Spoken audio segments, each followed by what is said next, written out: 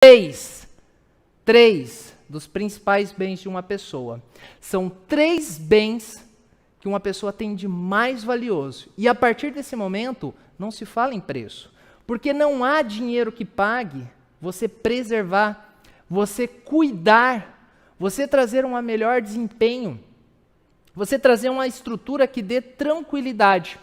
Quer saber qual que é? Família. Dentro da perspectiva que eu vou ensinar você durante essa semana, eu vou te ensinar a trabalhar com a estrutura, por exemplo, de holding. E aqui, pessoal, não é holding familiar, naquela perspectiva que abre uma empresa, coloca todos os bens de uma pessoa que está tudo certo, não tem inventário. Não. É uma coisa organizada, é uma coisa profissional. Você vai entender, por exemplo, o que é holding familiar, qual que é a função dela, o que é uma holding de participações e qual a sua função, o que é uma holding patrimonial, uma holding imobiliária ou uma administradora de bens. Distribuir e organizar de maneira muito responsável e nada de marqueteira. Aqui o nosso compromisso é com conhecimento e com aprendizado. Família. Família tem valor? Não tem. Então, a partir do momento que você propicia um cenário que traga segurança, que preserve a harmonia familiar, que evite, por exemplo, o inventário, que pode consumir até 30% do patrimônio de uma pessoa, que prestigie, no caso, a unidade familiar, evite brigas, e com isso nós sabemos que negócios são desfeitos, patrimônio é dilapidado. Qual que é o valor disso? Nós falamos que por que R$200 mil é pouco dinheiro numa administradora de bens? Porque você consegue trazer toda essa segurança, esse conforto, evitar essa preocupação.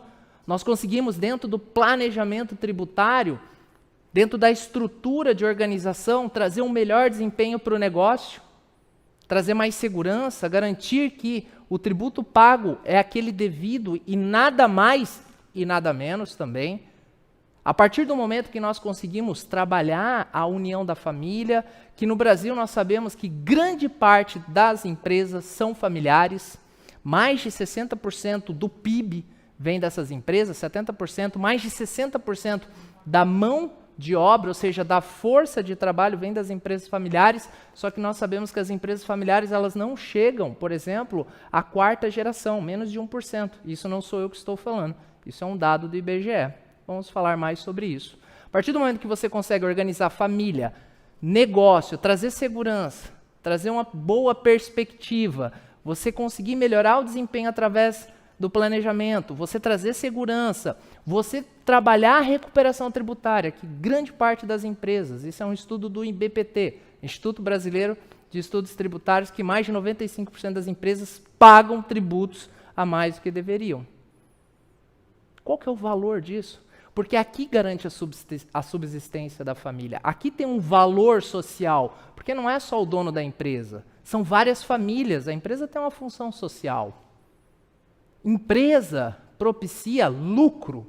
Uma empresa é criada para gerar lucro, único e exclusivamente. E lucro, muitas vezes, adquire patrimônio. E dentro dessa estrutura que nós vamos trabalhar durante toda essa semana, nós vamos também absorver quais são as melhores ferramentas para você trazer o quê? Segurança. Para você trazer um melhor desempenho, por exemplo, se eu tiver receitas imobiliárias, receita de aluguel, receita de compra e venda de imóveis. Ter uma estrutura, se caso, Deus livre e guarde, né? Tudo der errado. Absolutamente tudo der errado, porque quem empreende sabe que não tem segurança nenhuma. E que tudo pode mudar num curto espaço de tempo, e nós estamos vendo aí que está muito em evidência o caso Pernambucanas. Por exemplo, os sócios, o Lehman, o Sicupira, o Teles estão aqui para negociar e colocar mais dinheiro. Todo mundo falou, olha, o patrimônio deles, então assim, está resguardado. Ninguém vai tocar o patrimônio deles, porque está seguro, foi feito dentro de uma estrutura muito bem confortável, por mais que estejam alegando a questão de má-fé, de fraude, mas não vai chegar, pessoal. Entendeu? Então, a partir desse momento, nós estamos trabalhando com 3 dos principais bens de uma pessoa. Quando eu trabalho com isso, preço, pessoal, é bobagem. Preço não é o principal. Aqui nós temos o quê? Valor agregado. A partir desse valor agregado, aquela promessa ali de R$100 mil, ela acaba ficando muito possível, para não dizer baixa. Mas, de novo, não vamos nos descolar da realidade. Nós não vamos nos desprender. Eu quero dar um exemplo muito rápido para você ter noção de tudo aquilo que nós falamos, ele é crível. Por quê? Porque olha o seguinte, maioria das empresas brasileiras recolhem, pagam mais tributos que deveriam, impostos indevidamente. Quem está falando não sou eu, pessoal. Instituto Brasileiro de Planejamento Tributário, IBPT. Essa é uma notícia referente ao impostômetro. Vamos além? Além disso daí, a van. Vamos pegar um caso aqui, eu peguei a van, que é um caso conhecido nacionalmente, aqui do nosso estado, mas tem várias outras que, caso você quiser, a gente pode compartilhar. Recupera mais de 824 milhões de reais em crédito. 824 milhões. É muito dinheiro, certo? Pensa o seguinte, aqui na Save, né, dificilmente a gente fecha contratos em menos de 30% no êxito, quando nós trabalhamos com recuperação. Vamos pensar, 30% de 824, diretor, dá quanto? 130% daria quanto? Me ajuda aí, 21? 247 milhões. Se nós vamos pensar que 30% é difícil num contrato desse, vamos ser mais tímidos. 20% daria 165. 164 milhões. 20%. 10%, 80 e poucos milhões. Cara, 1% desse contrato, 800 mil. Então, só para nós termos uma noção que esses valores, quando nós falamos na área de recuperação tributária, planejamento sucessório, as montas envolvidas, elas são muito maiores. Então, é importante trazer isso aqui para vocês já irem se acostumando. Mas calma, a gente tudo tem um começo, né? E eu vou ensinar detalhadamente como você começa. Você já não começa aqui nos 825 milhões, mas você chega lá, né? Nós temos um caminho traçado, percorrido e validado que eu vou te ensinar como chegar lá. Caso aqui, eu estou sendo muito Ô, equipe, peraí, pessoal, deixa eu já chamar a atenção aqui, até para vocês se acostumar. Eu quero fazer uma observação. Diretor, nós estamos sendo muito bairrista aqui, tá? Porque nós estamos trazendo a van, nós estamos trazendo o VEG, que é aqui, inclusive, da nossa cidade. Então, vamos ser um pouquinho mais brincadeira. Pessoal, a VEG, quando anuncia o pagamento dos juros sobre capital próprio, ela não está apenas remunerando o capital dos acionistas investidos. Ela está usando uma ferramenta de planejamento tributário que nós vamos ver amanhã, na qual ela pode remunerar os seus sócios, ela pode remunerar os seus acionistas, nesse caso, porque se trata de uma SA de capital fechado, que se aplica única e exclusivamente à Lei 6.404, e ter uma redução tributária lá prevista na Lei 9.430, artigo 9º, que trata a respeito dos juros sobre capital próprio. E se você nunca ouviu falar dessa ferramenta, ou se você já ouviu falar dessa ferramenta e ainda não conhece muito bem, não sabe muito bem quando ela funciona, aula de amanhã. Planejamento tributário hardcore, pessoal. Vou trazer aqui prática, não vou ficar falando durante 2 horas, porque a doutrina de Paulo Barros de Carvalho diz que... Não! Vamos respeitar a história deles, mas aqui é prática, pessoal. Quem quiser se tornar um escritor, pode sair. Não é para você. Quem quiser aprender a fazer, fica que vai aprender. Legal? Então, aqui é só para nós termos noção e já irmos nos acostumando com esses valores envolvidos. Casos tristes, sim, quando nós falamos de planejamento sucessório. Quando nós falamos de holding, nós estamos trabalhando com um elemento importante que é vida. Planejar a vida e a morte, porque quem não planeja, pessoal, paga caro.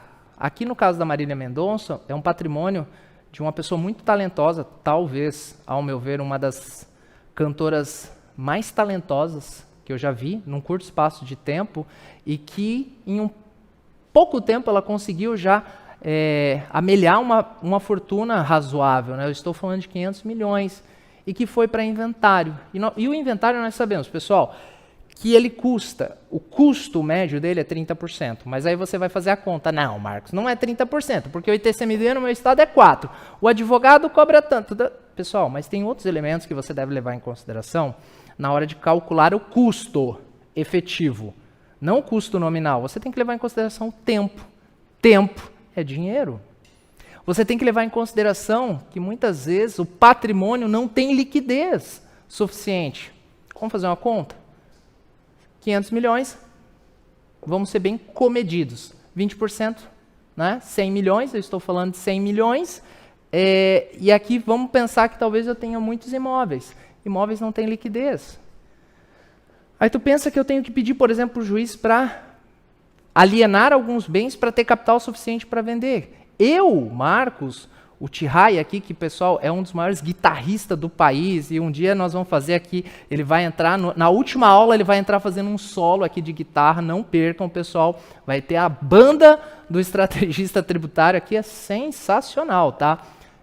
Ele vai vender, ele vai comprar esses imóveis, mas ele tem dinheiro, e ele não vai pagar o valor, ele vai pagar um deságio. Então sim, lá no final do expediente chega a custar 30%. Além de tudo isso, olha aqui, um caso do herdeiro, do ganhador da Mega Sena. Pessoal, é um terço, é muita coisa. Custa muito caro não se planejar. E aí vocês conseguem ter noção das montas envolvidas, é muita coisa. E segurança. Como que eu quantifico?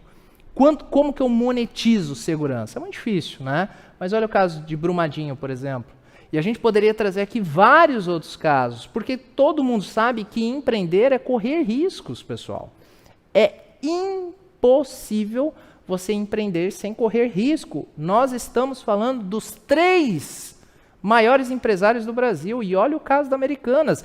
E, nós temos um vídeo, inclusive, que vai subir no YouTube, pessoal, sobre o caso Ambev, sobre uma perspectiva ali só tributária de 30 bi. Então, entendeu o tamanho do negócio? Empreender é correr risco de maneira incessante. Só que o que acontece? Eu tenho como mitigar, eu tenho como criar uma situação que esses riscos são minorados. Então, para você entender que aqueles 100 mil reais é muito simples, é muito fácil, porque olha os bens que nós estamos trabalhando, olha a responsabilidade envolvida e olha o tamanho do valor desse negócio. Você gere, você protege, você melhora a performance dos 3 bens mais valiosos de uma pessoa: família, patrimônio e negócio. Negócio, patrimônio e família. Depende do momento da vida da pessoa, essa ordem pode alterar, mas são os 3 principais. E eu vou além, eu diria um quarto. Qual que é o quarto, diretor? Liberdade. Olha só, Marcos, liberdade financeira. Não, pessoal, isso aqui não é uma aula de marketing digital, né? Quem quiser algo nesse sentido, não é aqui, deve estar tendo outra live a respeito disso. Liberdade para saber o seguinte, que tudo que você criou, você não mediu esforço para proteger, para prever, criar barreiras de segurança e uma espécie de seguro, para que caso algo der errado, você tenha uma proteção, você tenha uma solução, você tem, na pior das hipóteses, tempo. E tempo muitas vezes é tudo que nós precisamos para resolver uma situação. Ficou claro para você como é fácil, como é simples nós chegarmos àquele valor?